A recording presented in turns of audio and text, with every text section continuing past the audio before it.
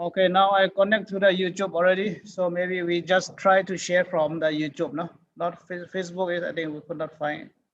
So I connected to the YouTube already. Okay. Fuji, is there somehow you can share the YouTube link on the Facebook page? Since we've asked UNESCO to share this and other people.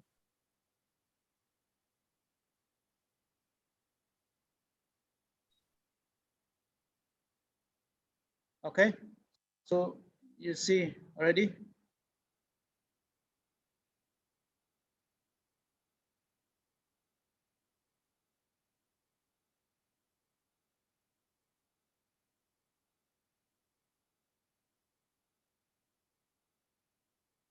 Yeah, I can see. One moment.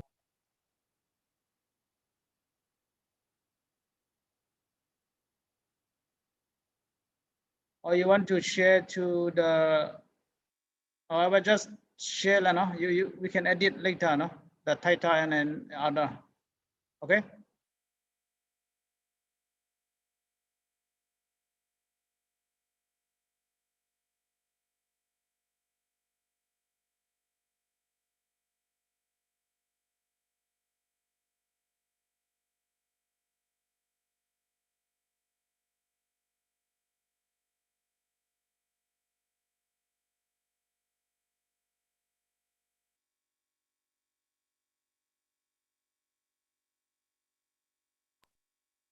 Yeah, sure. Okay. I mean, David, can we just share the link? I think you can send the link that I just put in chat, or you can also copy it yourself to like in the Facebook message, because I tried to reply to your message just now, but the Facebook system didn't let me to.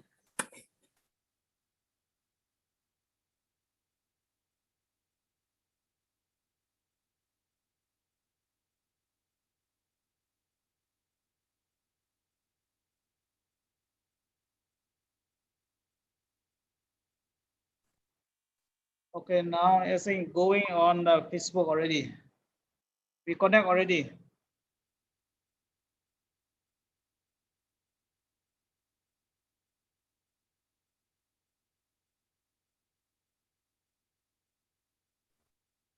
Okay, I just shared the YouTube link to the Facebook page. So why don't we get started?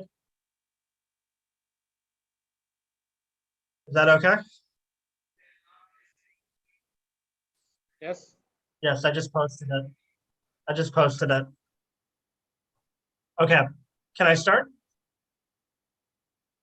To have effective and meaningful participation in the everyday. Okay.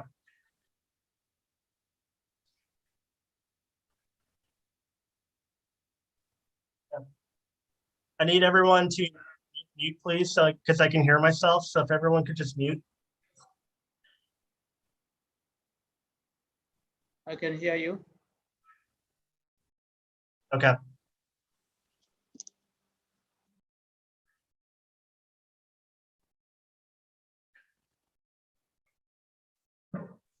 Great. So good evening and welcome everybody to our screening of 5 stories.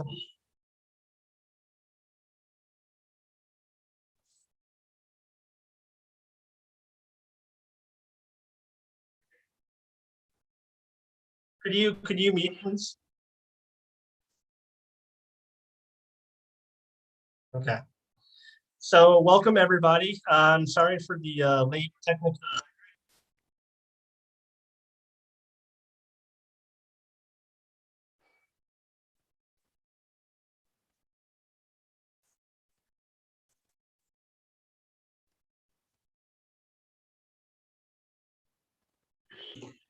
David, I think you are playing the YouTube video itself. I think that's why a lot of people, everyone has muted their microphone. I don't know. Okay, thank you, Stepan. That was the problem. Okay, gosh, all right. Welcome again, everybody. Good evening, and sorry for the technical problems. We had a bit of problems with our live streaming, and this is a new thing for me. Yeah, didn't get it right away. So welcome tonight. This is the sharing of the 5 stories of Indigenous youth-led responses to COVID-19, which are part of the Asia Indigenous Youth Platform's COVID-19 Small Grants Response Program.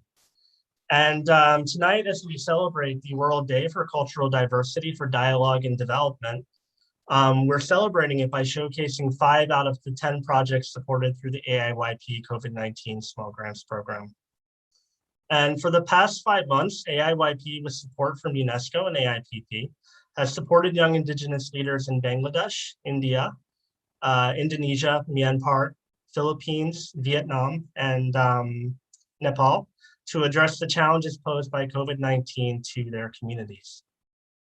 And as you'll see tonight, these responses have ranged from providing critical information on COVID-19 in Indigenous languages, to enabling rural students with poor internet to continue studying, to supporting young Indigenous entrepreneurs. These projects come at a time when the pandemic has disproportionately impacted Indigenous communities across the region. But rather than deterring them, COVID-19 has emboldened Indigenous youth to take action and to be resilient. The projects under this grants program were conceptualized, designed, and implemented by Indigenous youth under AIYP. AIYP was launched in 2019 with the aim of supporting Indigenous youth in South and Southeast Asia to address the challenges facing their communities. With the outbreak of COVID-19 and the spread across the region, this mission took on greater importance. After surveying the priorities and challenges of Indigenous youth regarding the pandemic, the grants program was announced. Several months later, from a pool of over 200 applicants, 10 projects were chosen. Through our operational strategy on youth, as well as our policy on engaging Indigenous peoples, UNESCO prioritizes the empowerment of Indigenous youth through action, capacity building, and awareness raising. It is an honor and a privilege to be a part of this project. And I'm really happy to share it with all of you. Before I hand off the floor to our moderator for the evening, I would like to give special thanks to AIPP and also to the International Youth and Media Summit, who helped us document some of these projects. I would also like to give special thanks to Charu at AIPP, to Chandra, to Isa, to Kejung, to Rickland, and to Rukasan and to Raj, who were all an integral part of the organization of this project and really who helped make it happen. So with that, I wish to hand the floor off to our moderator for this evening, Barsha Lecky, who is the Indigenous Fellow for the UNDP Small Grants Jeff Program, as well as the former Miss Nepal International 2016, and one of the grant recipients. So without further ado, I would like to hand it off to Barsha, and thank you everyone for joining tonight. Thank you so much, David. Hello, everyone. My name is Barsha Lekhi, and I'm the moderator for today's Facebook Live film event, which now has turned into YouTube Live due to some technical problems. And yes, I want to welcome you all once again. Today in this event, we will be screening movies basically about the youth-led projects in response to COVID-19. As David has said, it has been supported by UNESCO, AIPP, and AIYP. Now coming to screening of movies, the first video that we are going to show you all is a documentary film produced by IYMS, International Youth and Media Summit, and where they've compiled many of youth-led projects and grantees.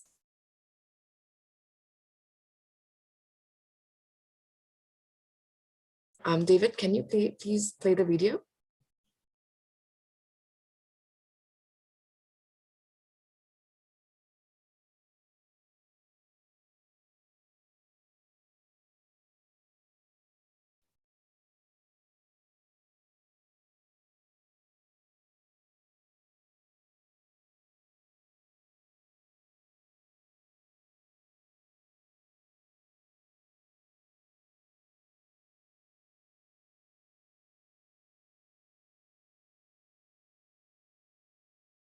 to provide opportunities. UNESCO's youth program has a focus on trying to be inclusive, to provide opportunities for all young people to participate in community development, their own development, and other ways that they can contribute to their society. Some time back, we identified that it's very difficult for some groups of youth to participate in mainstream youth activities. And so we started an initiative in partnership with the Asia Indigenous Peoples Pact to provide opportunities for Indigenous young people.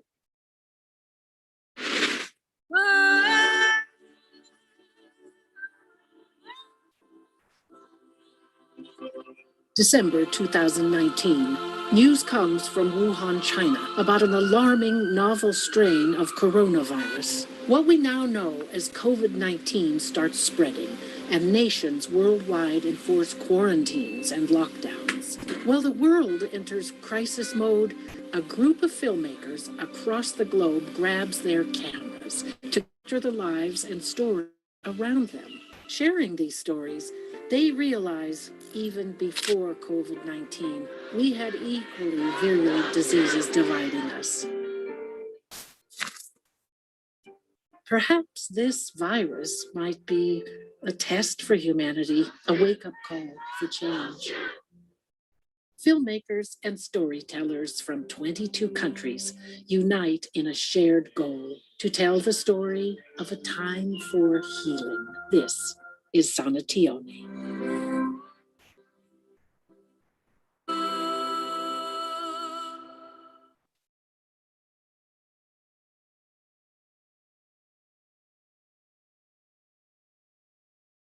The COVID-19 pandemic has reached nooks and corners of the world, impacting in every way possible. Millions of people have already lost their lives and millions are still struggling to recover. The prevalent healthcare inequalities have amplified, which place indigenous communities at greater risk and vulnerability during this time of global pandemic. Lack of access to healthcare facilities and services, sanitation and cleanliness add up to the situation. Indigenous communities are even susceptible to stigma and discrimination. Newer strains of COVID-19 have been rampant and numerous countries are under lockdown with no immediate sign of cases depleting. Indigenous communities who are dependent on the traditional way of livelihood are hardly hit by this status quo. In response to COVID-19, the Asia Indigenous Youth Platform, the Asia Indigenous Peoples Pact, and UNESCO Bangkok have supported 11 projects that are providing sustainable solutions for indigenous communities throughout South and Southeast Asia.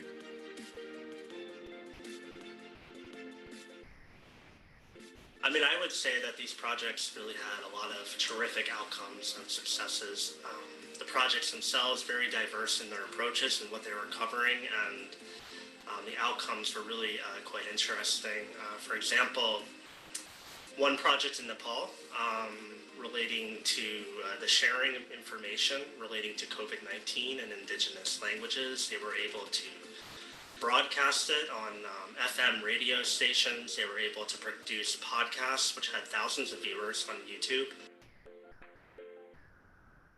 Barsha Lekhi and Dikesh Prajapati from Nepal initiated a project called Empowering Indigenous Community of Nepal with COVID-19 Preparedness, with the motive of sharing COVID-19 related information in the indigenous languages. Out of 59 indigenous communities in Nepal, they have chosen 3 indigenous communities: Newar from Kathmandu, Mogar from Palpa, and Tharu from Bardia. The COVID-19 related information was only available in English and Nepali languages. They felt there was a huge information gap among the indigenous communities who do not understand these languages. And this is the very reason why their project came into existence. Through the project, they aim to spread information in the most accessible media, which are audio podcasts and radio jingles, which are broadcasted from various radio stations in the targeted locations. They believe that they are able to reach and impact more than 10,000 people through this initiative. We can say that the pandemic also has to be seen as an opportunity in terms of how do we respond. Now, it is in this context of opportunity that AIPP and UNESCO has been looking at, and that is how to harness the energy, the capacity and strength of indigenous youths. And that is where this small grant is coming into the context as to how it is best utilized. Coastal Students Cultural Forum is an NGO based in Kerala, India, which is working for the welfare of youth and children. Under the NGO, last year on the occasion of International Indigenous Day, Radio Kadal, a community radio, was inaugurated. Radio Kadal aims to provide a platform to document and share the indigenous identity of Mukua community. Their goals are aligned with the UN Sustainable Development Goals by discussing the solutions to socio-cultural issues faced by the coastal communities. Radio Kadal intends to connect marine resources and knowledge for the sustainable development of the fishing community, who are solely dependent on the traditional fishing practices. This radio is providing a platform for indigenous communities to voice out their opinions, share their ideas and knowledge regarding the marine lifestyle. Also, they are supporting the indigenous community students in their academics by providing the learning modules to enhance their creativity. Through this project, they are able to reach out to more than 60,000 people. The positive thing within the indigenous people is that they have a good culture, the values that indigenous people they have. So in the community, if there is any affluence family economically, they share their crops, they share their money, they share their rice. So that's why somehow they are overcoming the pandemic situations. Rural People Upliftment Foundation was established with the mission to bring a positive social transformation by empowering the lives of the indigenous community. They intend to uplift the indigenous community from socio-economic backwardness by providing them with basic healthcare and educational access. The COVID-19 pandemic compelled the young people to return back to Myanmar from the neighboring countries. They were struggling to find employment back home and also were unable to create opportunities on their own. 9 villages of Sika, a township along the Indo-Myanmar border, were covered through the project, and they were able to train 50 young people. In order to create sustainable local economy, this project aims to generate awareness on the significance of entrepreneurship. Similarly, they identified the youth returning back to the villages and assisted them to begin a feasible micro-enterprises. They also wish to help in the economic recovery from COVID-19 induced livelihood loss. The turbulent political situations, which is military coup, created havoc in the country, and communications, media, all were cut off. The project members were having a tough time to manage the project and carry on forward. However, they were able to pull off everything, conducted a 3-day training among youth, and also a review meeting. Despite the conflict there, and despite the internet shutdown that's come as a result of the conflict, the youth leading this project were still able to conduct this online workshop on entrepreneurship in Lush. And they were incredibly worried about being able to do it, but just really at the 11th hour, they were able to successfully reach out to 50 youth in this project. I would say each of these projects was really able to have the success and the impact that they strove for. COSAFE Nepal is an NGO led by indigenous youth and is working to enhance local indigenous farmers through organic farming and knowledge sharing. The global pandemic shattered job opportunities, leaving the youth optionless but to return back home. The youngsters were clueless about the future livelihood and income generating activities. With no ideas in sight, they were gradually getting into farming and agriculture without knowing much. Little did they know that they were into chemical farming, which is harmful to environment, biodiversity, as well as to that of lives of people. COSAFE Nepal conducted a 5-day agriculture and farming training in Saptari, Nepal, among 50 Tharu indigenous youth. After the training, the young indigenous farmers have garnered knowledge regarding organic and sustainable farming. After learning about the sustenance of organic farming, they have now switched their agriculture method from chemical to organic. In the near future, COSAFE Nepal intends to establish a vendor shop in farmers market with indigenous identity. Their very vendor shop will be a platform to connect consumers and organic farmers. The resilience of these youth, the willingness, the passion to respond to this pandemic, to really do something for their communities, to not really just stand back and be victims, but to really be agents of change is just incredibly inspiring. And being a part of this is just really one of the highlights, I think, of the work that I do.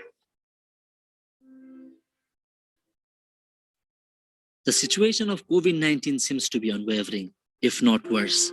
However, during the time of adversity and uncertainty, what these proactive Indigenous youth have done for the upliftment of their respective Indigenous communities is awe-inspiring.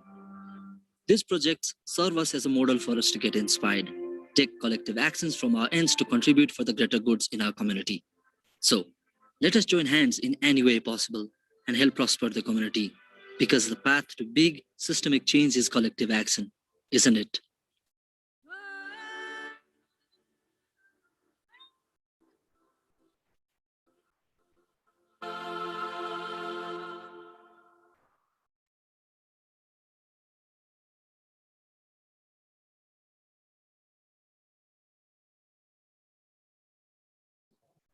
Wow, that was a wonderful long documentary video. Thank you so much, IYMS, for collecting all our projects and sharing it and combining it to a documentary and making it worth it.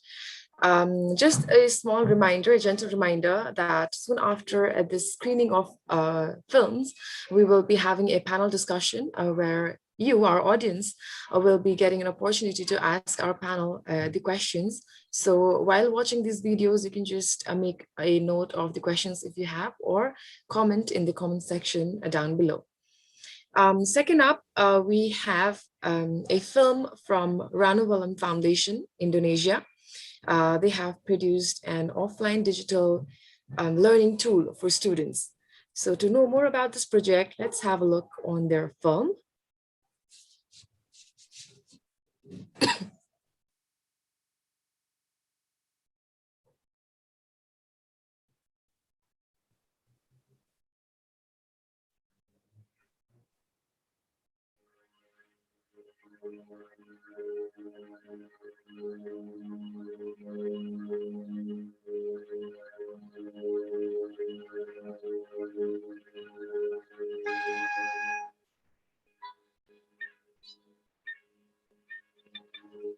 Ngaranku Olivia Mutiara Netria, panggil Olive.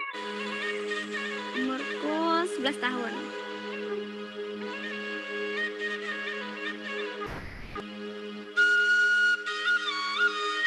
Aku hobi tulisan jempol.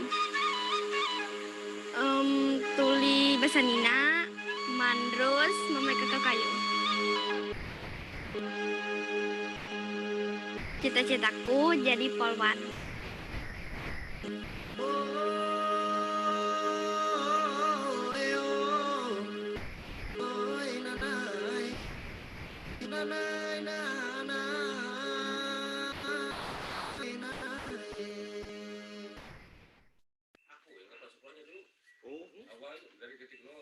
Nama saya Herianto, pekerjaan saya karyawan guru honorer. Saya bekerja di SD Antalekui sebagai guru honorer sudah berkisar 14 tahun masa kerjanya. Saya bekerja itu hanya berbentuknya guru sukarela, karena dari penghasilannya sangat minim, hasilnya satu bulan itu hanya Rp300.000.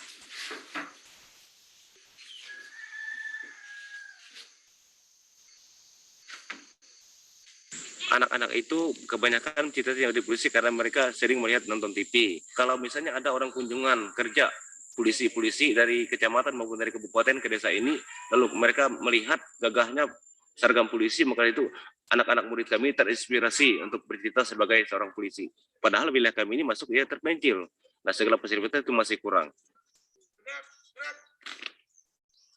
Di masa pandemi ini, terutama pada SD Antalekui, proses belajar mengajarnya itu sangat sulit. Sekarang itu sistemnya itu secara daring, artinya tidak boleh tatap muka. Tidak boleh tatap muka karena tatap muka itu dilarang oleh pemerintah setempat. Makanya dibuat kebijakan yaitu untuk belajar di rumah. Nah, proses belajar di rumah ini itu memerlukan biaya. Pertama itu salah satunya pulsa. Nah, itu bagi yang punya HP segala macam. Dan samping itu ada banyak murid-murid kami ini yang tidak punya HP. Nah, itu mengeluarkan tenaga karena guru itu harus antar tugasnya, harus jemput bola.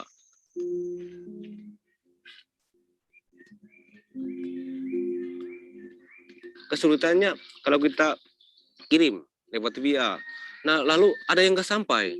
Berarti kita kalau di rumah itu nggak ada sinyal. Berarti harus cari kemana kemari atau ada khusus tempatnya yang ada sinyal, gitu kan. Mungkin jauh beberapa meter dari rumah itu. Ada yang atas bukit, ada yang seperti tadi ada pohon di bawah pohon itu khusus jalurnya, ya jalur sinyal. Misalnya kalau kami dikasih tugas, kami ngambilnya pakai apa? Kendaraan kami nggak ada. Tapi kalau dikasih lewat HP, sinyalnya HP-nya nggak ada, jaringan juga nggak ada. Lalu bagaimana? Jadi kemarin untuk semester pertama satu dari anak murid kami ini, terutama murid kami yang kelas 4 itu ketinggalan. Jadi tugas selama 1 semester tidak pernah dikerjakan. Menambah beban. Kenapa saya bilang menambah beban? Karena 2-3 hari beli paket. 2-3 hari beli paket. Nah, kalau tidak dibeli paket, kalau anak ingin pakai kupa ajaran, salah juga. Mengingat instruksi dari kementerian, dari guru setempat yang mengatakan bahwa tidak ada tatap muka, jadi sangat kesulitan lah anak-anak didik sekarang ini untuk mengikuti pembelajaran. Mengenai hal itu juga kita sebagai orang tua wali ini sangat-sangat dibebankan untuk itu sebenarnya. Kenapa? Guru cuman ngasih materi pembelajaran modul yang diserahkan untuk anak murid, anak peserta didik ini supaya dipelajari gitu loh. Nah, jadi ketika mereka membuka halaman demi halaman buku itu, mereka tuh belum mampu untuk memahami itu kan kayak gitu. Nah, ketika halnya kita sebagai orang tua wali yang tidak mempunyai pendidikan, kita itu sangat dibebankan untuk itu sebenarnya. Harus ngajarin anak. Di masa pandemi ini kan ekonomi melemah. Jadi kita kan harus perlu juga berusaha untuk mempertahankan hidup kita gitu loh. Sedangkan kita di desa ini kan nggak terlalu banyak peluang-peluang kerja. Otomatis kita di desa ini kan paling nyadap karet, cari rotan, itu aja.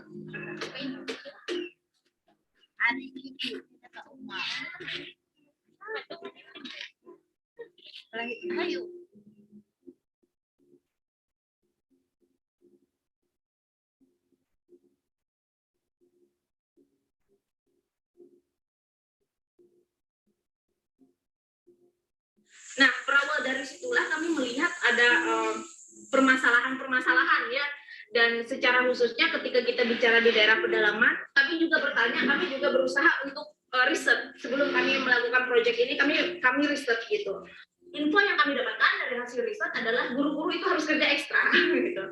Harus kerja ekstra selain karena ya sistem absensi yang setermuka itu harus terus online. Guru-guru juga harus jemput bola katanya.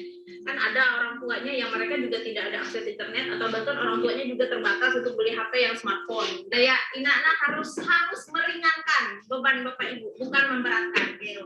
Nah, itulah nanti tetap ruang sesi hanya untuk suara pintar ina, smart voice bahasa Inggris nih. Dan takkan akan mengerjakan dan mencoba menciptakan sesame Iruna.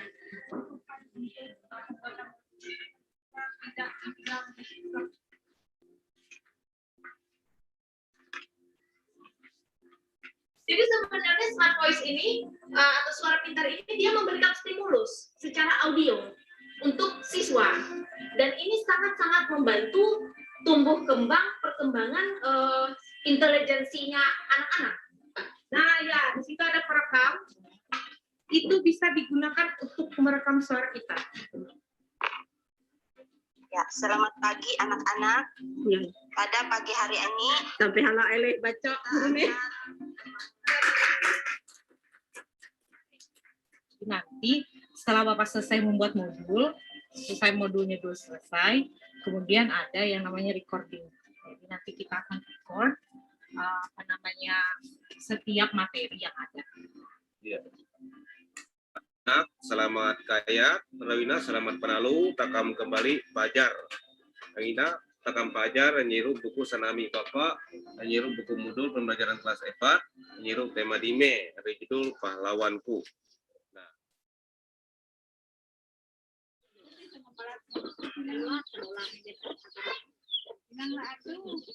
Ini kan saya bikin modul, setelah bikin modul baru direkam, dan ini rencananya dikasih ke anak-anak. Mudah-mudahan melalui rekaman ini mereka melihat gambar atau melihat bukunya sambil membaca dan sambil mendengar penjelasan guru. Itu gunanya. Sudah semuanya.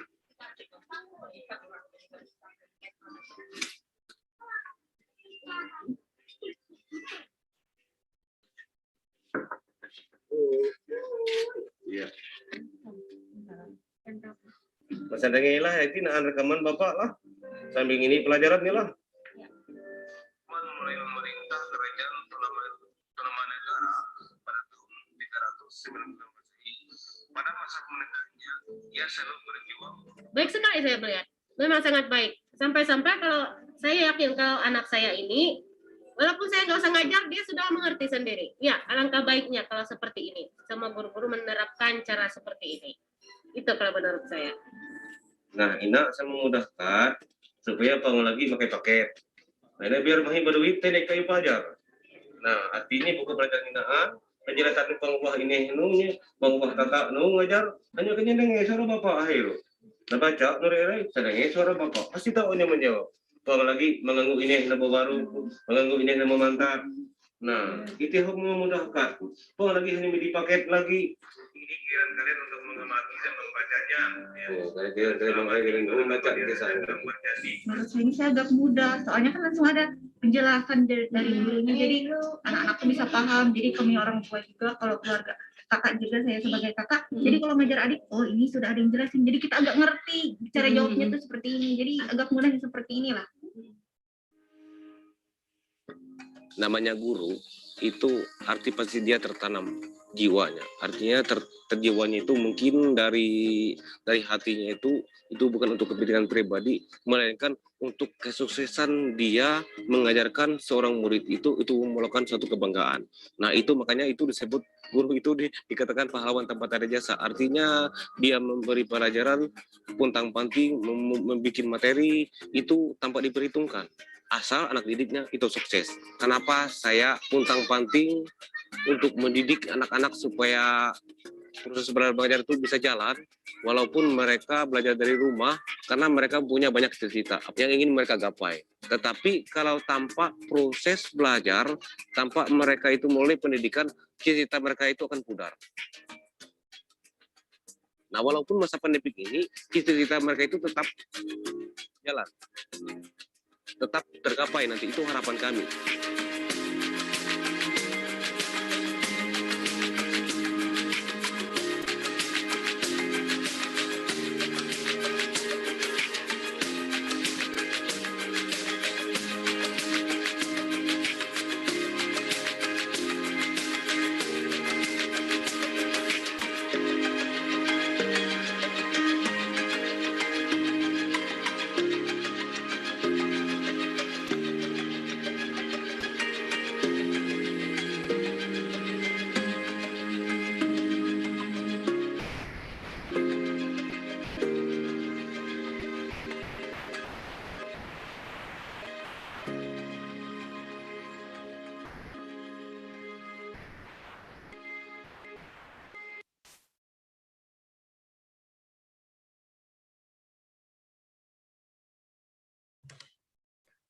Indeed, an amazing initiative by Ranawalam Foundation of creating an offline learning tool to provide education to these students, providing education amidst pandemic, and it's a job Ranawalam Foundation. Next up, we have a video from a group project from Nepal entitled Empowering Indigenous Communities from COVID-19 Preparedness in Their Native Language.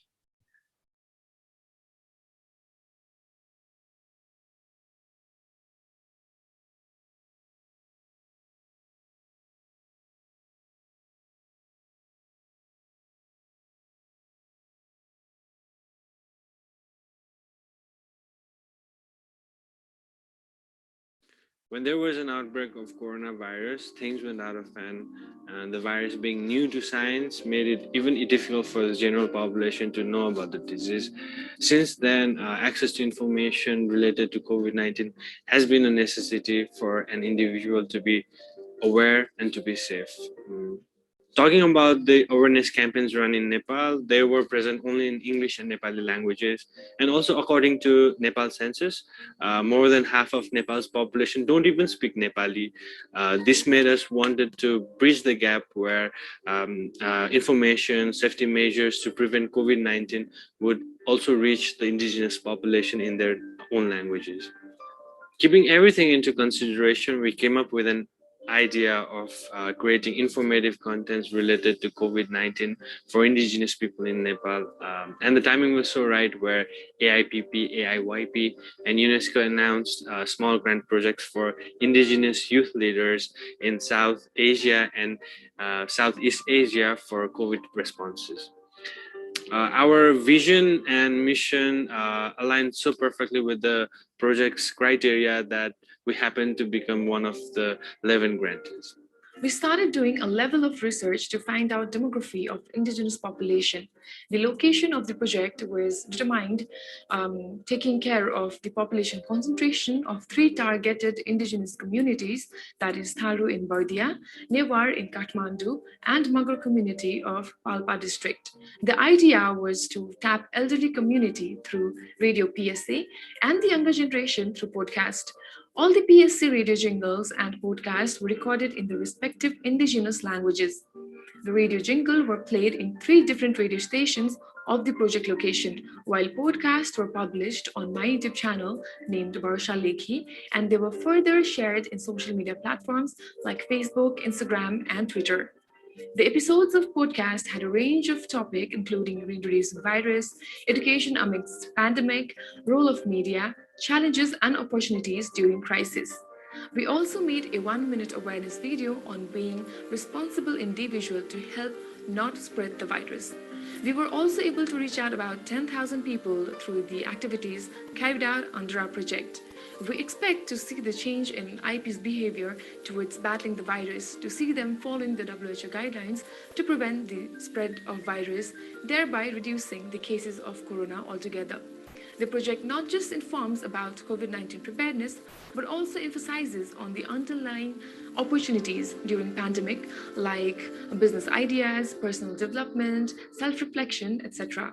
We believe we helped our listeners, viewers, audiences in better understanding about the preparedness against COVID-19 and encourage them to stay strong physically, emotionally, and mentally, especially in the times like this. We would like to extend our heartfelt thanks to UNESCO, AIPP, and AIYP for supporting us through funds to help implement our project. Thank you so much.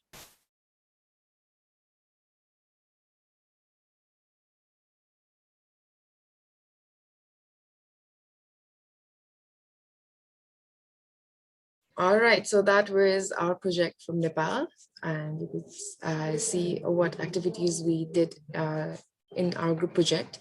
Next video is from Rural People's Upliftment Foundation from Myanmar. Their project is related to awareness on importance of entrepreneurship. So let's watch their video and get to know more about their work in Myanmar.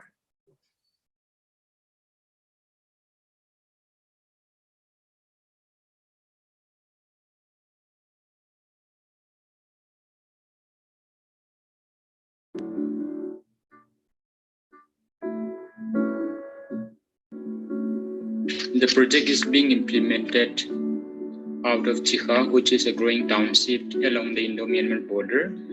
And we also included about another 9 villages. With the return of these young people, we thought that they would possess some skills and some ideas so that they can continue and get started to earn back. With this in mind, we thought that if we start some kind of entrepreneurship training for them, frame and help their ideas germinate into a income generating kind of venture. So this is how the project was conceptualized and emerged. Objective of the project is to generate awareness on the importance of entrepreneurship for sustainable local economy. And the second objective is economic recovery from COVID-19 induced livelihood loss. The third objective is to identify return youth from cities and assist them build a viable micro enterprises. We are very fortunate that despite the political instability in the country, there are hundreds of youths who have expressed their interest, but soon after the training, the trainees were given an assignment to come up with an idea as well as present their ideas in the form of venture planning, wherein this is a very simple exercises we have done for them, and they have come up with some of them have come up with a really executable plan in their own regional, vernacular dialect. We have given them a format to do that exercises. So based on this, their commitment and executable plans, we had selected 10 of them and awarded them 100 USD each as a seed money to start their venture.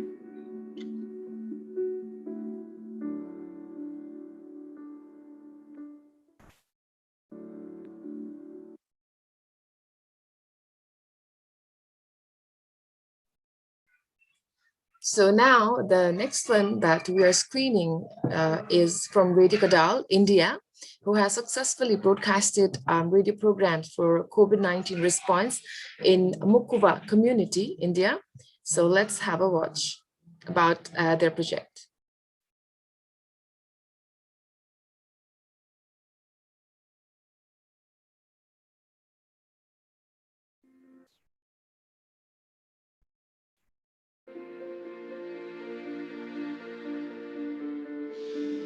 Our Mukwa community is one of the indigenous marine fisher folks in South India. They are settled in different parts of South India, mainly in Trivandrum, Koilon of Kerala, and the Kanyakumari district of Tamil Nadu. The estimated population of this community is around 5 lakhs. Our Radio Kadal project is focused upon Trivandrum region. Nearly 5 to 10% population of Kerala's capitals are Mukwa community. There are 42 fishing villages in Trivandrum. More than 30 coastal villages actively engaged in traditional fishing practices. Ocean is an inevitable part of this community. Marine fishing is our livelihood. We have our own language, commonly known as Kadappuram Bhasai.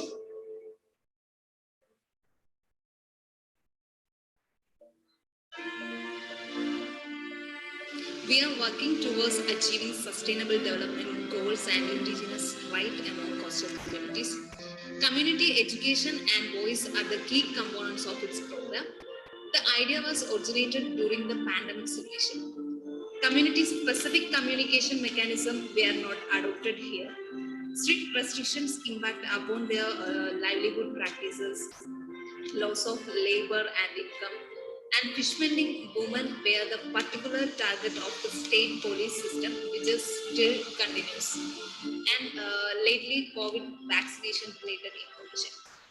Another important thing is build a positive image about the community in the public and give a space for community members to speak their realities after it.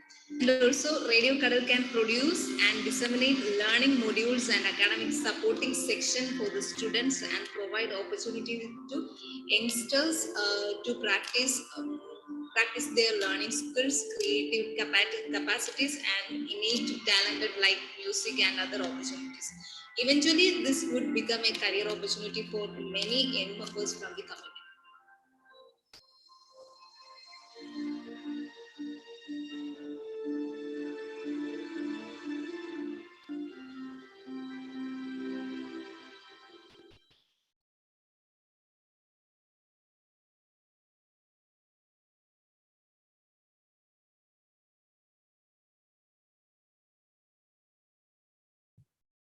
Now we've seen their project from Radio Kadal, Mukuba community, India. Moving forward, the next video is from Kosef, Nepal, and their project was regarding Indigenous youth engagement in sustainable farming. So let's see their video and know more about their work.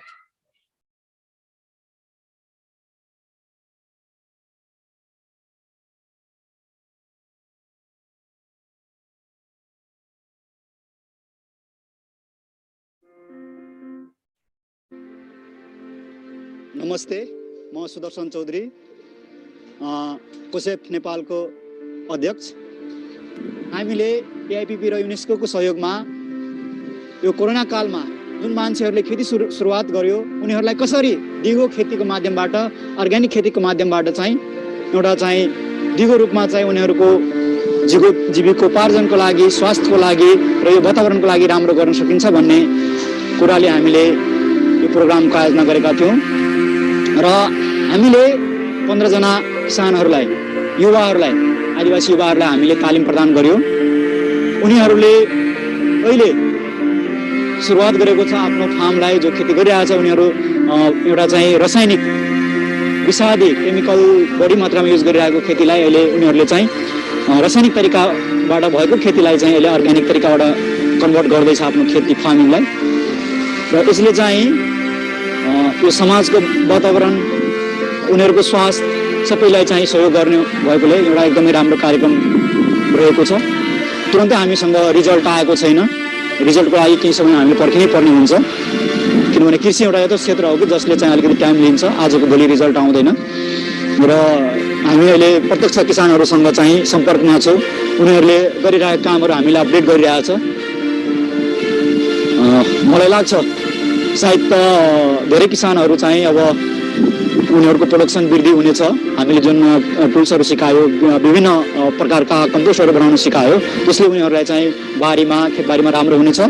र तुरुन्तै हामीले उनीहरूले गरेको प्रोडक्सनको लागि हामीले आफै बजारमा, अब farmers मार्केटमा हाम्रो आफ्नो एउटा छुट्टै अर्ग्यानिक पहिचान भएको हाम्रो दोकान खुल्नेछ, जहाँबाट हामीले चाहिँ सजिलै आफ्नो प्रोडक्टहरू बेच्ने र आफ्नो लिभलिहुड, आय इन्कम हामी वृद्धि गर्न सक्नेछौँ भन्ने कुरा मलाई आशा लागेको छ। धन्यवाद।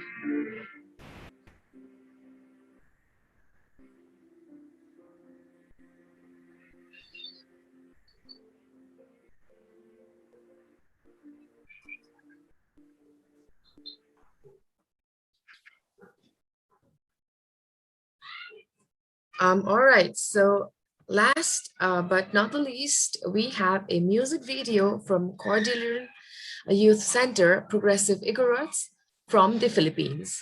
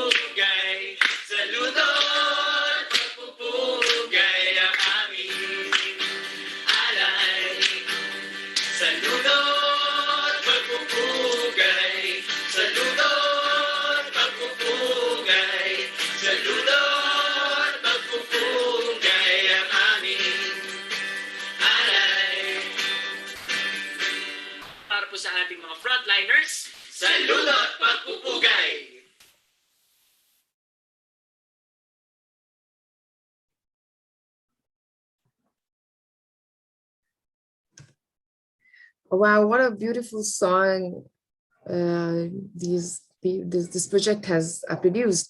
Wow, it was really fun watching this video, as well as I feel motivated. I hope all our viewers are having a good time watching this live session, and also the music that they've created.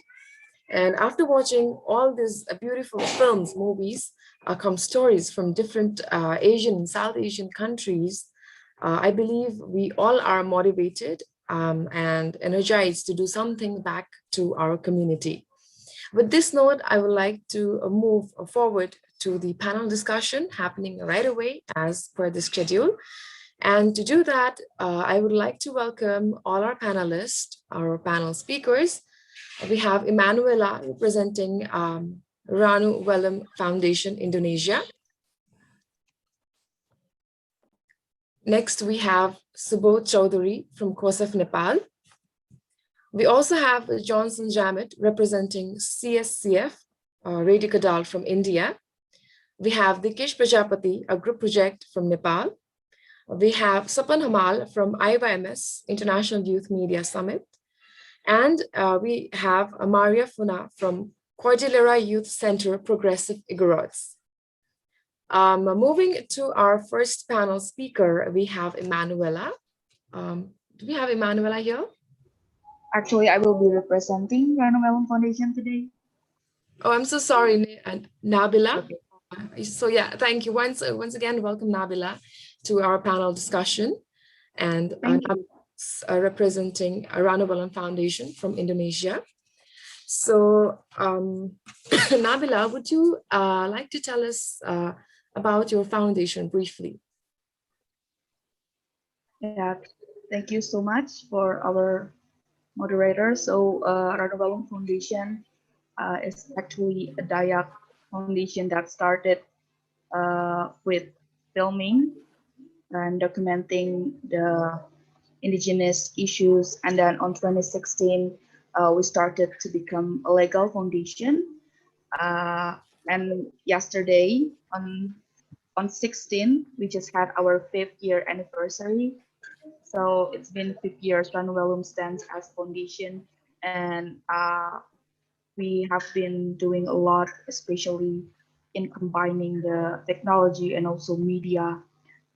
We believe that media and film is a very powerful tools to tell and pass the story of indigenous community, especially Dayak and Kalimantan, because there were a lot of people, not just in global, but also in Indonesia and in Asia, who probably never heard about the real story from the ground, from the grassroots. So I think that indigenous youth and Ranu Wellum foundations have an integral part to empower the indigenous community itself, especially from Kalimantan.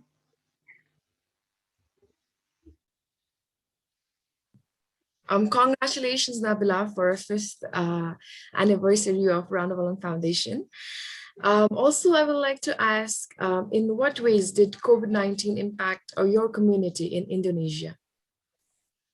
Yeah, usually we had a lot of physical activities where we visit villages, where we're going directly to filming, and also we had this annual Indigenous Film Festival happening, and then on 2021, on 2020, it is first held virtually. So I think it's very impacting the community, because for the Dayak people itself, for the Kalimantan people itself, I think meeting physically will bring us very much joy. Probably it also happen in another indigenous community where we can share our story directly, physically, but then we have to really shift from this, and that means that we also have to do our activity, our community in different ways.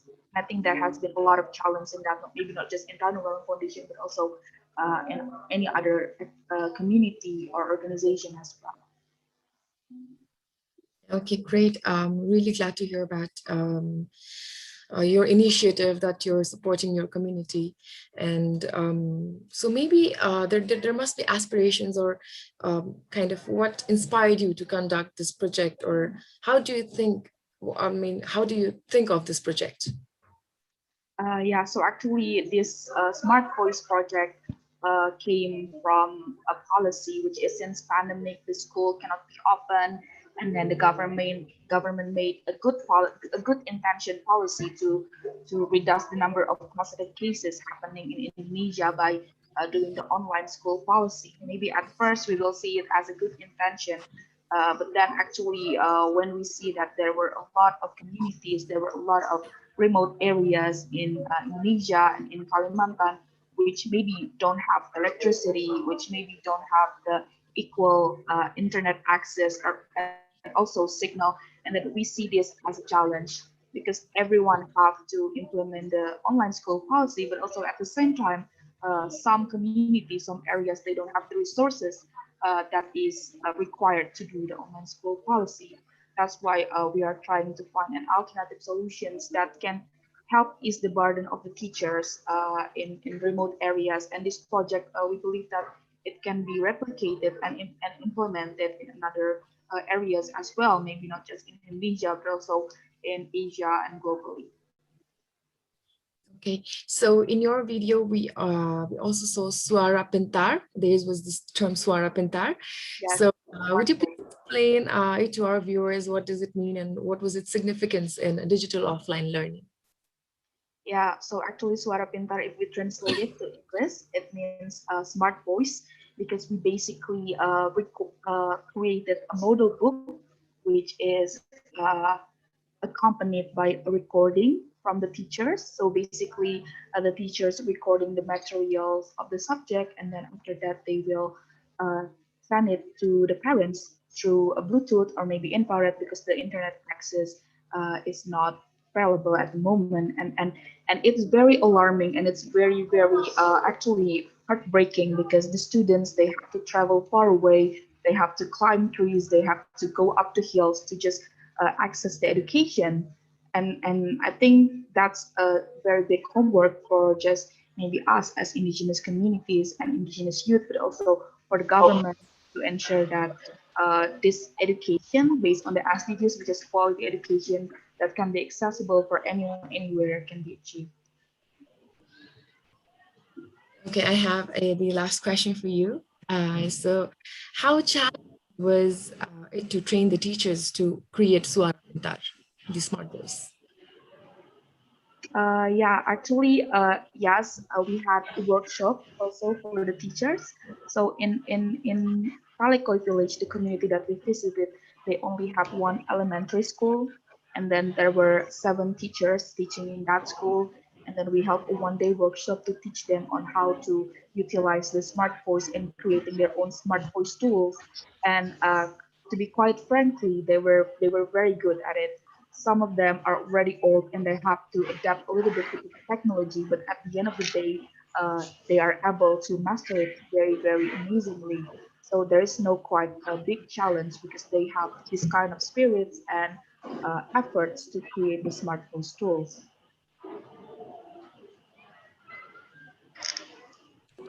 All right, thank you so much, Nabila. We will come back to you with questions that our viewers may ask you about your project. For now, we are moving to our next panel speaker. We have Sopan Hamal from IYMS. So Sopan, are you there? I'm here, I'm listening.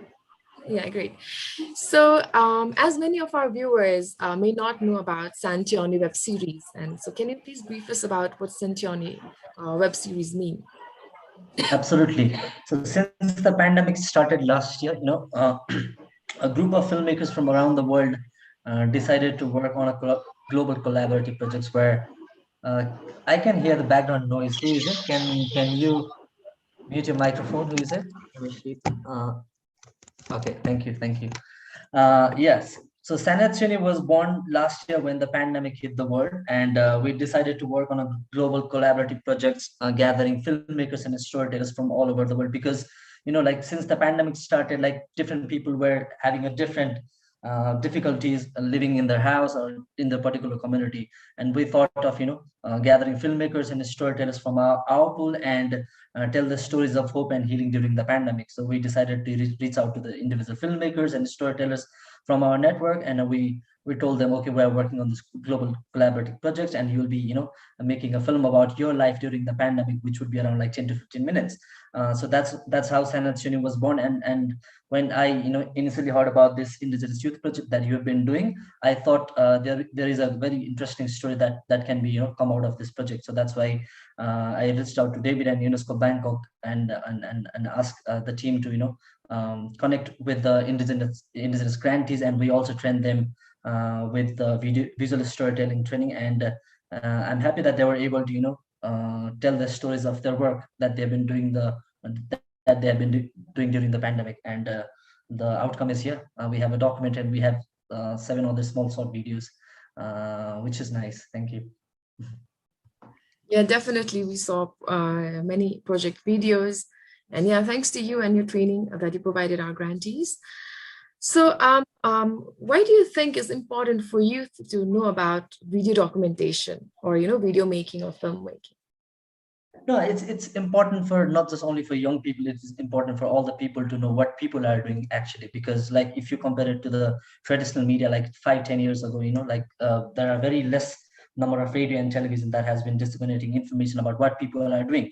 Now we're living in a virtual world where you can technically do everything, and that's the beauty of this project, because in Sanatsuni you can know about what Bursa is doing in Nepal, you can know what Evelyn is doing in the United States, so that was the reason the project came into existence. And it is very important for young people to tell their stories about what they feel and what they experience, and particularly for this IP Youth Response Grant, we wanted to know what Indigenous young people are doing in response to COVID-19 pandemic. And it is very important for other people, people from all over the world, to know that the particular communities have been responding to this pandemic. So that's why we decided to work on this collaborative project. And now it's your turn to share the documentaries, share the videos through your network, so that a lot of wider audience can know what you have been actually accomplishing for the last couple of months. Yeah, definitely. I would like to request all our viewers to kindly share the video that IYM has made of our grantees, of our projects. So any tips you want to give to our viewers or audience about filming skills? Well, I think most of you have already, attended the first and the second training that Antonia and our IYMS community have given. But if you want to know more about storytelling, if you want to know more about filmmaking and how can, you tell the story from your smartphone, because it's simple nowadays, because you don't need to have a professional cameras. Like almost everyone has their own smartphone camera. So it's just about, putting all the things in one paper and you start filming and telling your story. So that's why it's very important for particularly Indigenous community, because a lot of people lives in the rural areas. They do not have internet access like we do in the city areas, but we certainly have the smartphones and limited internet access. I think that will make a lot of difference. So once you start capturing the stories of your people. All right. Yes, and also lastly, I think I'll also have an opportunity, because the Sanatsuni project is a massive project, because there are a lot of people from Hollywood and all other film industries are joining, and we so far we have managed to produce 7 documentary episodes about different issues from different countries. And when we're having our last meeting with one of our producers in Hollywood, she was very interested to investigate more about what Indigenous people are doing in response to COVID-19. And at the end of this year, I think hopefully we'll be able to produce a feature length, which is around like 1.5 hours of documentary about what young people from all over the world are doing in response to COVID-19. So I think that's a perfect chance for Indigenous community and the UNESCO's this particular project to feature in our documentary series. Okay, so what are the shortcomings of filmmaking, or what would you say is the advantages or disadvantages of video making? I do not see any disadvantages, because it's all about the possibilities, because we all have the stories to tell, and we have the platform. Like right now, like a lot of people are watching our our live on YouTube and Facebook. So that's why we have a larger and wider audiences. So I do not see any negative impacts of video making or the storytelling. I can only see positives, because we are living in the era where your one post or your one small clip will make a lot of impact, and will have a lot of viewers that can change many people's lives. So it's all positive. Okay, so lastly, how was your experience working with project grantees making the Santioni episode, this web series? No, it was absolutely beautiful, because I was working closely with David. I was one of my colleague Manoj, who is not here. He was working day and night to connect with grantees from different countries. Initially, we were having some difficulties, getting hold of the grantees, getting the footages we wanted, and I also wanted to make this documentary slightly longer, and I also wanted to feature more stories from different countries. But due to the limited time and the limited resources, we were not able to do that. But despite all these difficulties, I think the outcome of the project is quite extraordinary, because the grantees, they did not have enough technical resources. For instance, let's say good camera equipments, microphones, like also a lot of people were in lockdown. So that's why it was technically impossible for people to go in the community and film themselves. So but despite all those challenges, what we have accomplished is extraordinary. So I would dearly like to thank all the grantees for supporting us and believing in our work. And so yeah, here's the project outcome. So congratulations to all of you. Yeah, thank you so much, Sapan, for your time and for your effort of making this beautiful documentary video by IYMS and publishing it in Santioni web series. We really are grateful towards your effort and of course your team behind it. Thank you so much. Thank you so much for everyone for providing us the footages, continuously working day and night for us, even in the shorter deadlines. So I'm really grateful to UNESCO Bangkok, AIYP, and AIPP, and all the project grantees for helping us to achieve this. So thank you once again, and I look forward to work together with you all again. Okay, thank you so much, Sapan. Now, and lastly, I'll have to run because I have another meeting to join. But I'm happy to answer if you have any questions. You can just write me an email. If David and Barsa can relay that to me, I'll happily respond to that email. If not, yeah, we'll catch up soon next time. Oh, okay. Thank you so much, Sapan. To all our viewers, thank you everyone. Bye bye. Stay safe. Yeah, Sapan is leaving. So any question if you have, you can just comment and I will email Sapan regarding a question and get back to you. So thank you so much, Sapan. Thank you. Bye everyone. Now we're moving to our another panel speaker. We have Subodh from COSEF, Nepal. Subodh, are you there? Yeah, Barsha. Thank you. Okay, so Subodh, how do you think has COVID-19 impacted your community in Nepal? Thank you, Barsha, for the question. The traditional occupation of the Tharu community is agriculture, and most of the Tharu people are engaged in agriculture.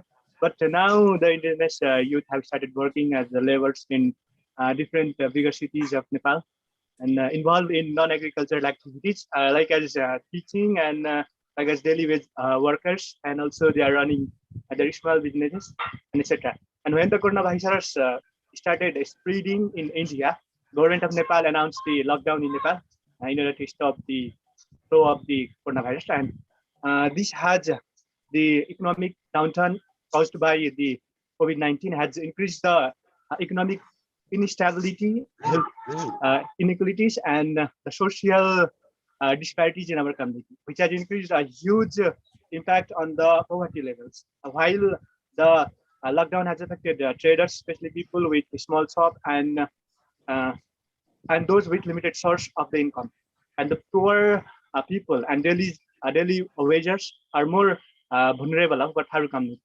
We have found that the COVID-19 has resulted in increased mental burden to our Tharu community, and the low-income people via social economic advantage, such as the job insecurity because they have lost the job because of the corona pandemic and the lockdown, and also the housing instability, discrimination, and the food insecurity because of the most of the farmers are still can't what to do, And after the indigenous youth returned to their villages, they wanted to do the agriculture. They wanted to go back to the agriculture, but they didn't knew that the chemical farming had increased a lot of challenges, a lot of problems, and also increased the investment. So they were confused what to do, but also that how to engage themselves in the agriculture, because agriculture was the only thing which has not stopped in the past. And another thing was that they started doing the agriculture, and they bought the harmful chemical fertilizer in higher price, almost a double price of the actual price of the harmful chemical fertilizer, because the government of Nepal could not bring or buy the harmful chemical fertilizer from India and Bangladesh because of the lockdown. So a lot of indigenous youth returned back to non-indigenous agriculture activities, non-agriculture activities in bigger cities of Nepal when the lockdown was end here. So now again, the indigenous youth are back to their home, and they have already started to engage themselves in the agricultural activities, because the government of Nepal has done lockdown here, and because of the second wave, and the government of Nepal has not managed the chemical fertilizer here. So again, the indigenous farmer are still confused because they will be using the harmful chemical fertilizer in their agricultural land again, because of the lack of the knowledge towards the sustainable farming. So they will be facing a lot of challenges related. Thank you. Of course, I understand everyone has their own stories. So could you please tell us the reason why COSF come up with this particular project?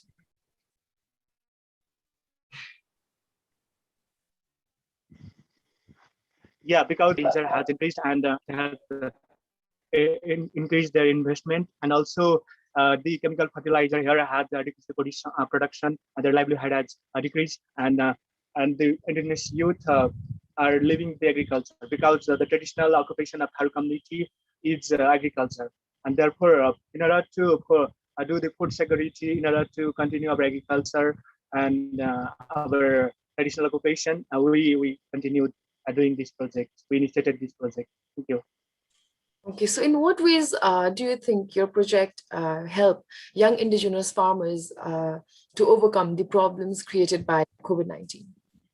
Yeah, we have already trained more than 10 farmers, because we selected the 10, but on the program the 15 farmers joined our training program, and we are still in communication with them.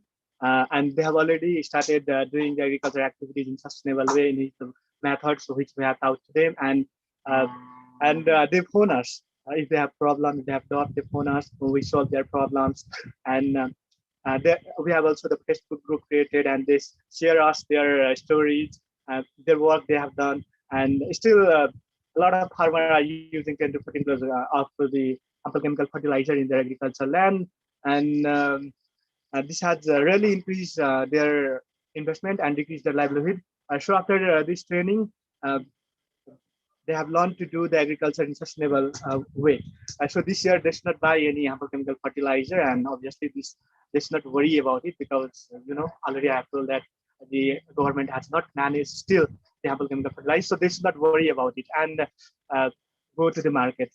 And another thing is that our trained farmers have already started doing agriculture in sustainable ways. So the other farmers in the community have started seeing it, and they also want to learn. So they are interested for it, and I think we will be helping them too soon. Thank you. Okay, so Subodh, we'll come back to you again after receiving comments or questions from our audiences. So now I'm moving to our next panel speaker. We have Johnson from CSCF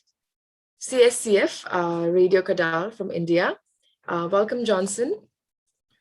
Hi, thank you, Barsha. It's nice to see you, and thank you everyone here for giving this opportunity to speak to you about our project. Thank you. Yeah. So Johnson, since the project location and you yourself belong to coastal area of Kerala, India, in what ways do you think has COVID-19 impacted indigenous community of coastal region? Yeah, the indigenous community was impacted by a lot in the coastal region in India because the first COVID wave, this is a second COVID wave is happening now in India. So the first COVID wave, our villages, the coastal villages were reported like super spreaders in the country. They were, these two villages from our community, Mukwa community, were kind of labeled as super spreaders in the country. First time is officially confirmed by the state in India. There were a lot of cases in the coastal regions. Then people were not allowed to go out, and also a lot of essential services were denied because of this. And public mainstream community, even they did not give opportunity to go to the hospital or and obtain any or access any services from the government, even medical emergency services, etc. And another thing is that the community is kind of labeled as a very negative, and also because all newspapers using this terminology like super spreaders, so that people, the Indian situation, and then Indian people, they don't want to connect with them or keep them away from the large section of the society. Then there were a lot of negative images portrayed by the mainstream community because Kerala was doing well, and usually Kerala is known as a very progressive state. Therefore, the Kerala's image at that time was very acclaiming. A lot of international media, even Western countries, they were saying that they were not able to, even Western countries, they were not able to contain the virus, but Kerala could do well. During this time, when Kerala is getting a popularity in the international press, then the COVID-19 situation spreading in the coastal regions. Though we were giving, Coastal Cultural Forum giving warning to the government, the community vulnerability, you need to look at the collectiveness and the density population, all these aspects you need to consider before the virus. But government did not do much interventions in a positive way. Then later, when the COVID-19 cases were emerged, a lot of cases were reported, then these two, the coastal community, Mukwa community were labeled as super spreaders in the country. Then adding to that, lot of negative stories came up. Yeah.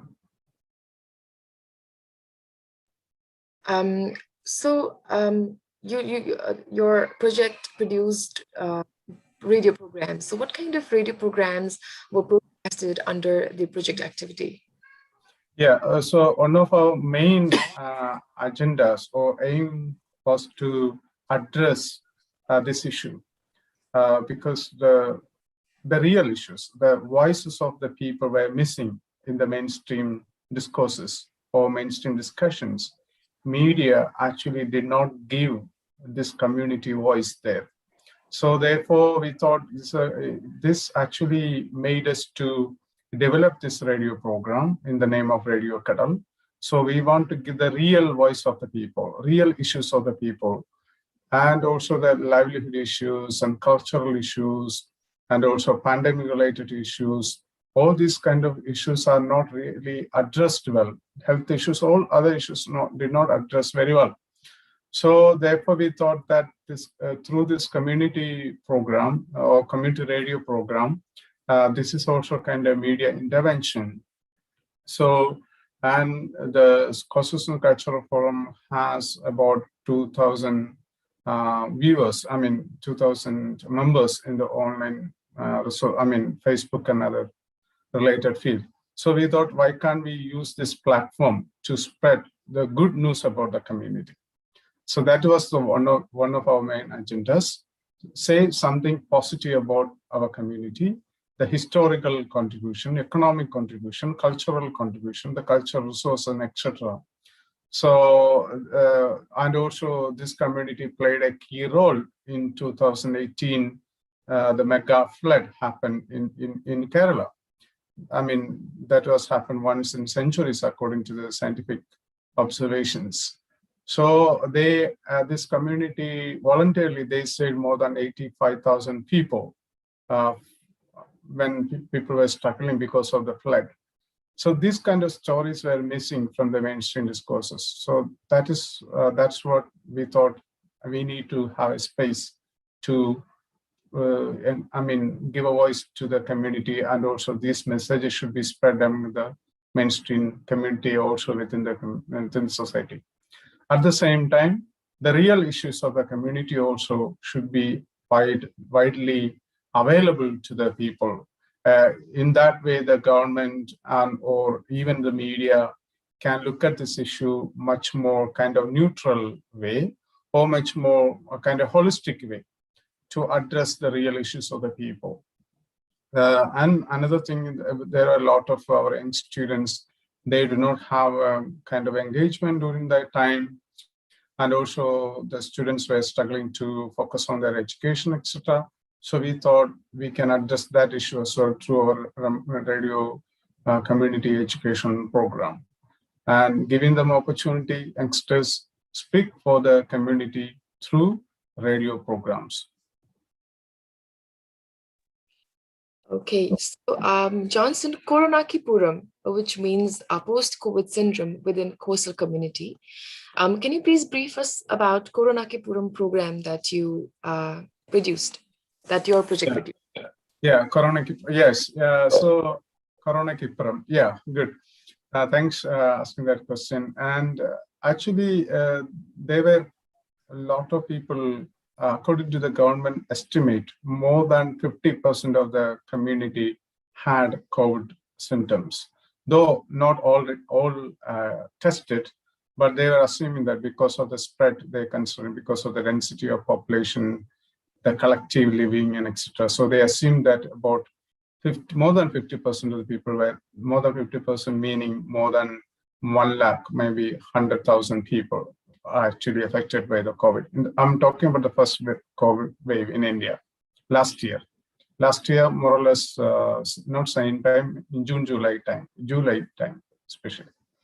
So then we actually interviewed a lot of community members, asked them, do you have any kind of symptoms, post-COVID symptoms? Do you have any issues, health issues, or sleeping issues, or any other psychiatric issues you have? And that was our intention. Most of the people, they said they do not have any other related symptoms. Especially people had kind of sleeping issues, breathing problems. So we want to also give them kind of awareness to the community, bringing the medical experts, like a very good doctors who actually work with the Adivasi community in Kerala, the northern part of Kerala. So he actually can go well with community needs. Therefore, we brought him also, give them an expert view. So through that, what we are trying to do that, let the people know about if they had any COVID, post-COVID related issues, they can actually taken care of. That was the program about. Actually, this was a very good program. It's very successful too. I mean, though the community members are not Facebook viewers or YouTube viewers, but through the community level centers, they could listen to this program and make some informed decisions what to do with the post-COVID symptoms. Fortunately, though there are a lot of cases are reporting from India now, the second wave, still there are not many cases from our community. So hopefully this will continue. We are not sure yet, though the state actually reporting more than 30,000-40,000 per day. But from the coastal community, not many cases are reported. That's very good news. So it means some impact is there. Yeah, so I was about to ask you this question, and you just answered that. What kind of behavior or what changes did you see after project implementation? So I guess you just answered. Do you want to add anything? Yes, I mean, because this is not very easy to follow physical distancing and also the hygienic, care and etc. and masking. These are not very usual for, very usual habits for many community members. So there were a lot of people actually struggled to give awareness. Then we frequently tell the government, see, you cannot speak to them the way you speak to mainstream community, because the social network and interrelationship and connectivity, and these are closely knit living. These are very good way they address a lot of issues in the past. So you need to recognize them.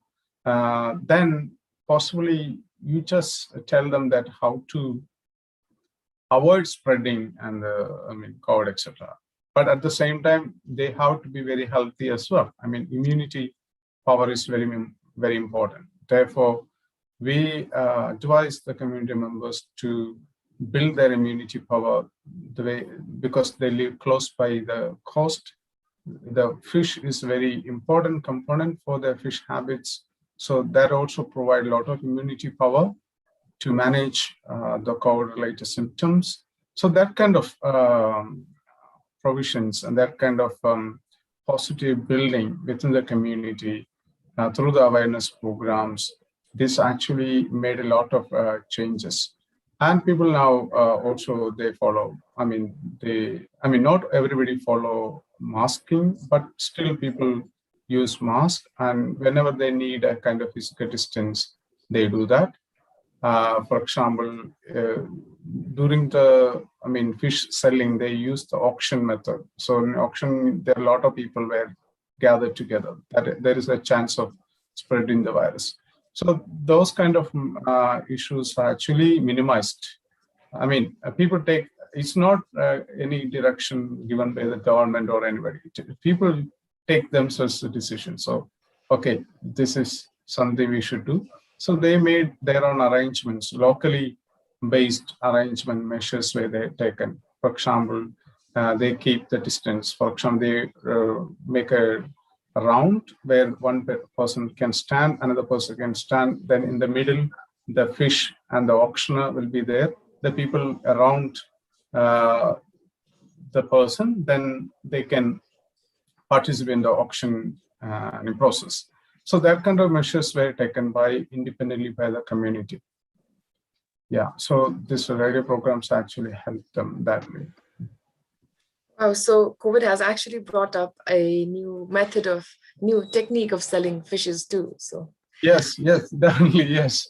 Yeah. So great. Thank you, Johnson. It was nice talking to you. I will get back to you with some more questions. And for now, it's time to invite our next panel speaker. We have Dikesh Prajapati, our group project from Nepal. Hi, Dikesh. So you're here.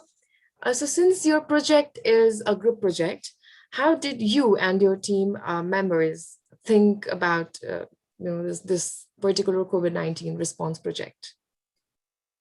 Talking about the project, I and you, of course, we being the partners in the project, right? How much of information was passed by the national bodies in our country was only present in Nepali and English languages, and to know that more than half of the Nepal's population don't even speak Nepali, and there are so many languages spoken in Nepali in Nepal, but then none of the bodies were present who were providing the information that was given to the indigenous communities. And to know that Corona was something new, and it was something the access to information to Corona was important, because as we know how this pandemic has affected our lives, and to know about the indigenous community not getting enough information, in fact no information to the current scenario, what the pandemic is and everything, that led us to come up with this idea of like generating the same information translated into indigenous languages. And like we out of like 59 indigenous languages in Nepal, we tapped, like due to lack of time and resources, we just tapped into like 3 indigenous communities for now, and we were hoping this to be replicated in other languages. And yeah, that's how like we came up with the idea of like empowering indigenous community in their own native languages. Yes, so your project has reached out three different indigenous communities, of Nepal. So how did you track them, or why did you choose those particular 3 communities? So that was basically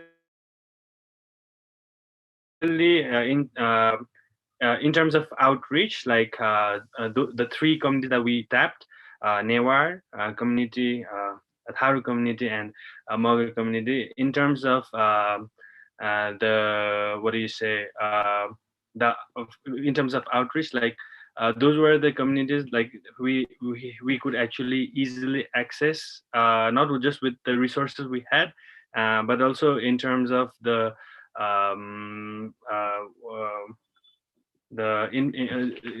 in terms of the what do you say, the geography and everything. We could actually easily access to those people, those community. And also if you see the ratio of like the indigenous community, those communities had the highest population where we can actually like target into. So those were the 3 communities we.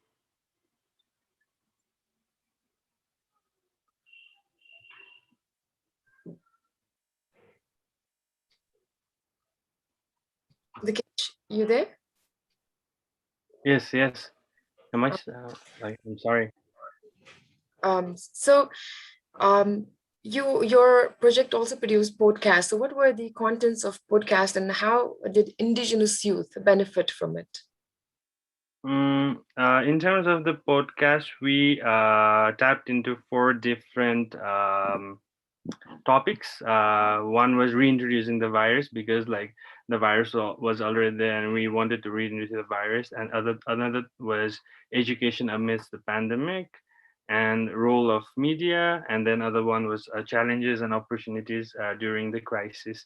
So our aim of making the podcast was to target the indigenous youth, because now everyone has access to smartphones and access to internet. So yeah, in terms of the content that we created, we wanted to encourage the indigenous youth regarding the opportunities and opportunities and challenges that the crisis has brought up in, and to know that like there are so many financial crises within the indigenous community and the social enterprise and the youth who were trying to do something and which were already in decline, was devastated by the pandemic. So like we wanted to boost the indigenous youth by letting them know how, what, and different things that we can do even amidst the crisis and everything. So we did like reach up about like 10,000 people through our project, and we are hoping that they were inspired and maybe like in future to see somebody doing this same particular project replicating in different other languages, and also like to know that there were many indigenous youth who were uplifted by our project. So yeah. All right, so Dikesh, in what ways do you think your project has addressed the challenges of indigenous peoples related to COVID-19? Or probably, do you see any change in behavior of indigenous people towards COVID-19 precaution or preventive measures?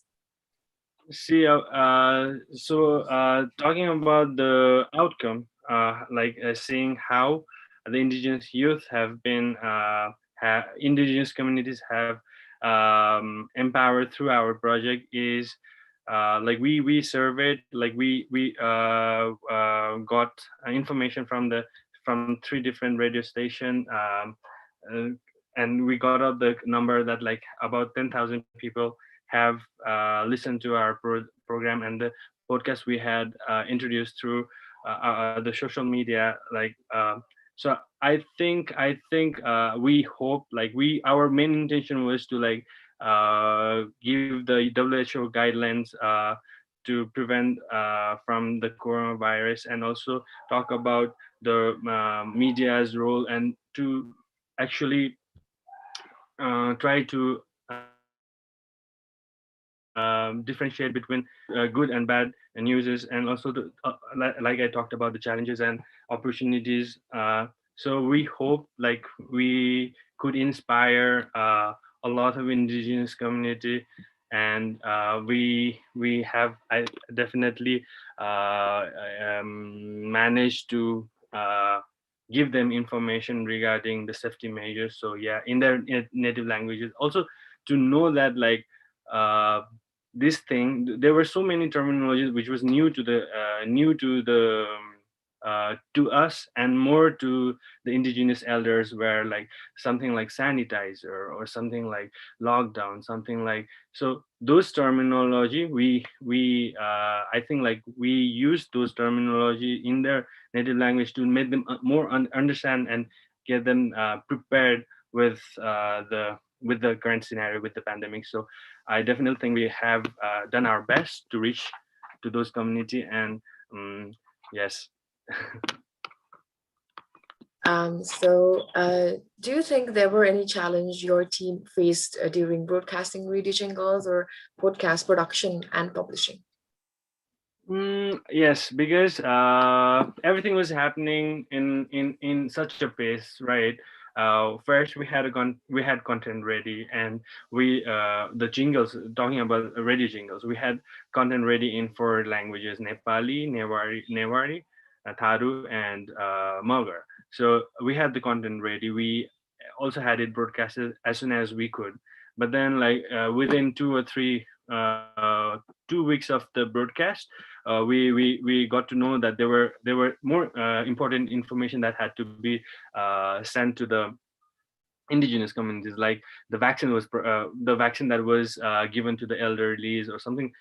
So the important news that like we had to like record this jingles again, because we were planning on recording the same jingle for like straight 2 months, but like we thought of like, no, this is not, we are not going to do just for the sake of doing it. We are going to give proper information to the indigenous community. So like we re-recorded it, and then we sent the jingles to the 3 different local radio FMs for it to be broadcasted.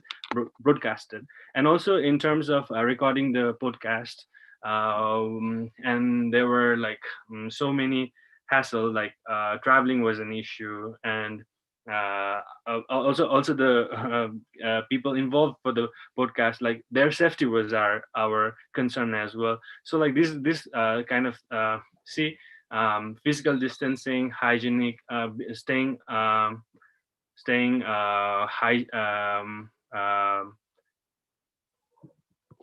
staying safely was some few challenges that we faced. Yeah. And in terms of like the translation also, like in first week we did face a little challenge in terms of translating, but then that thing eased out with the time. So yeah, it wasn't a problem. Like, and even like we were not any under any organization. We were individuals. So like we had our full-time job, and like time management. I think like time management was another thing that did like. So thank you so much, Dikesh. We'll come back to you if we have any questions from the audience side. Yeah, thank you so much. Yeah, for now, we're moving to our last panel speaker. We have Maria Bunae. Maria, are you there? Yes, hello. Good evening.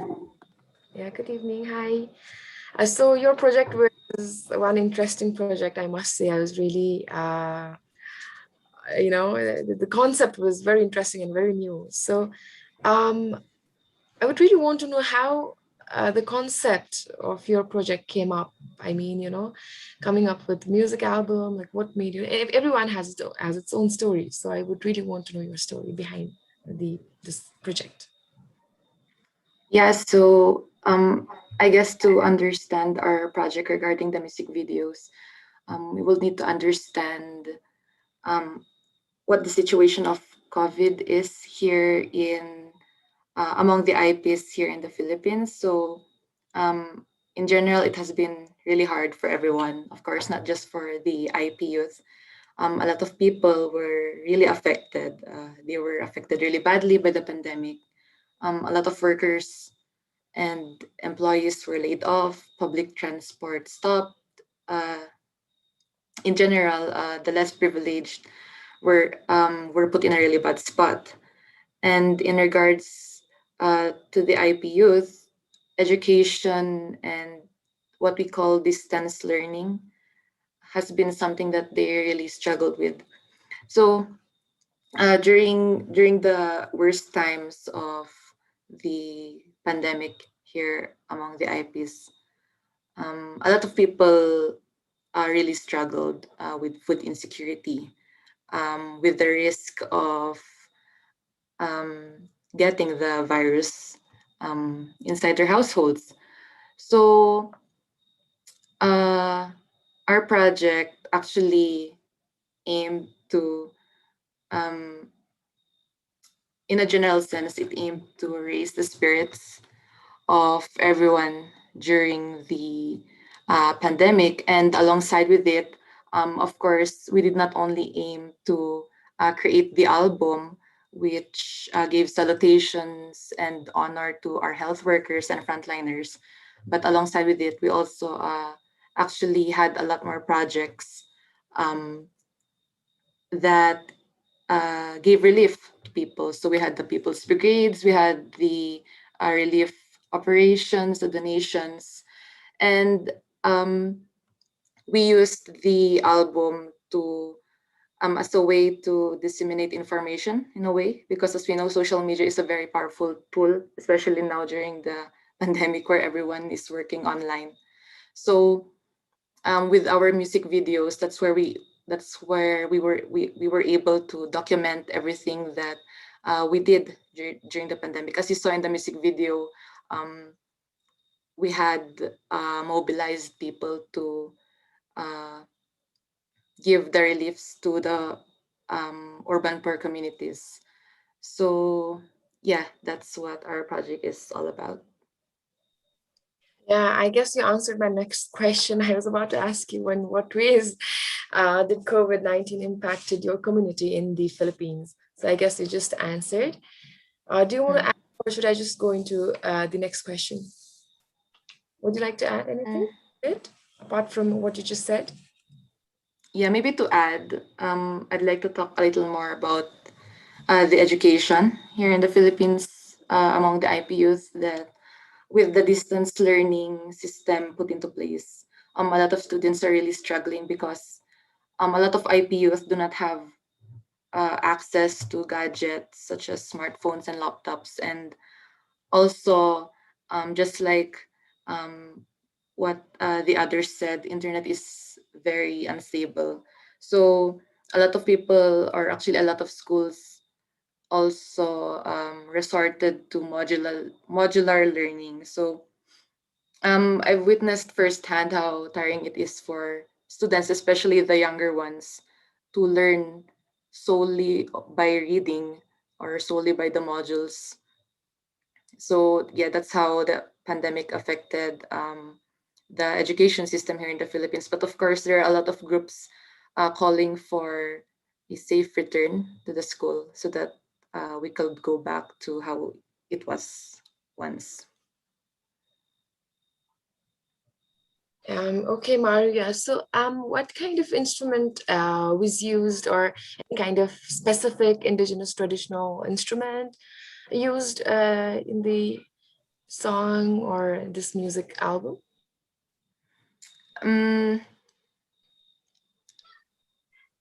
Probably, I'm not so sure about which instruments were specifically used, but here in the Cordilleras, we do have a lot of indigenous instruments such as the gangsa, the gongs, the tongatong. We also have our own varieties of windpipe instruments. It was not a very specific. It was not specifically used to make the music videos, but in most of our songs, they were used. All right.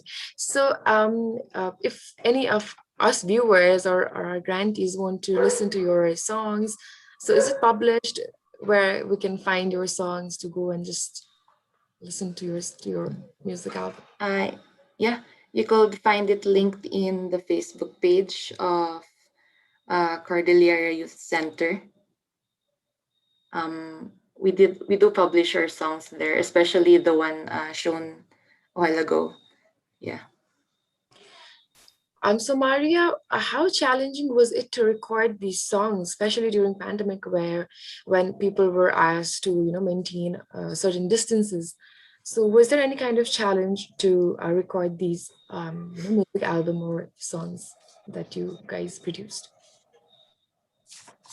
Yeah, there was the problem with social distancing, of course, with the health risks that the pandemic has given us. So of course, we have to follow proper health protocols. They were followed, of course, but it was much harder to actually gather the people because here in the Philippines, there has been times when the lockdowns were enforced, in which case that people cannot leave their homes or people cannot be going out on their leisure times. So rather than the social distancing and following health protocols, it was much harder to actually gather the people to record the songs. So I have the last question for you. So how do you think your project has helped your community in Baguio, Philippines? Okay. So I do believe that our project, the objective of our music videos, which aim to disseminate information as well as to raise spirits,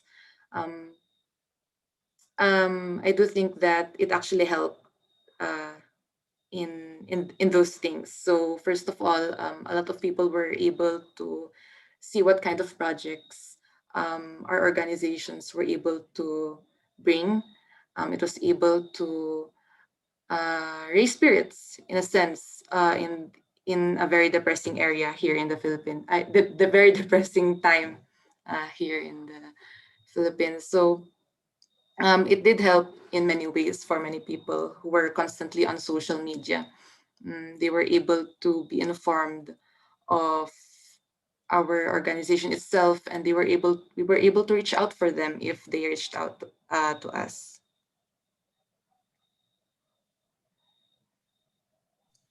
Yeah, thank you so much, Maria, for your time. So now I would like to ask anyone in this call to, if you have any questions regarding our project or to our panel speakers, it's the time. You can raise your hand or probably write the question, or you can also directly ask any kind of questions if you have to our panel speakers. If anyone in this call has any kind of questions, you can just ask directly to our panel speakers, or you can just write it down here in the chat. You can ask anything that would work.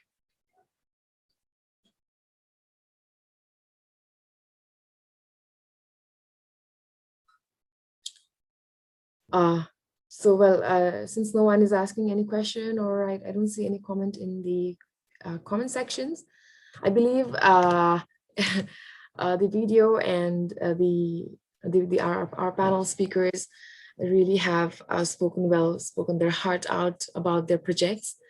And we've almost come at the end of this session of this live event. And so I would like to hand over the floor back to David to give his end note for today's program, today's event.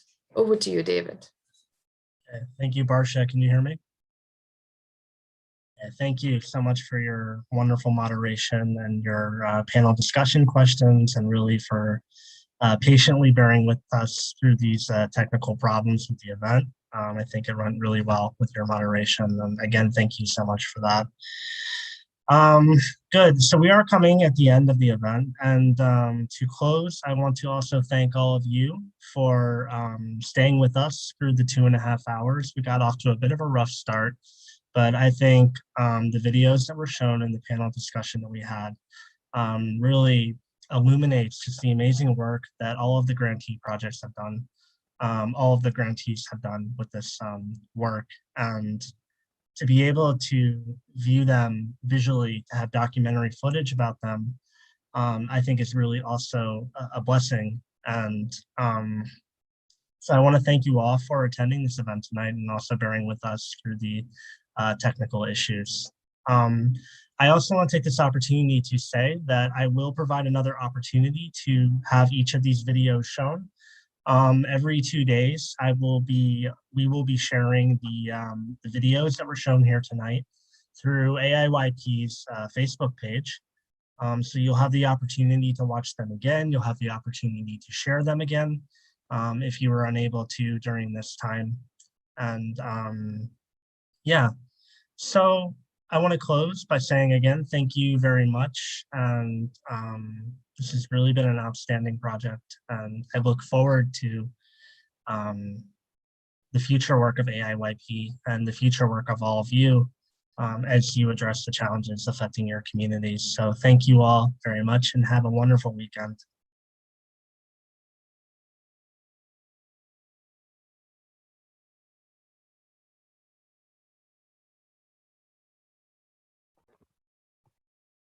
Thank you, David, and thank you very much, everyone.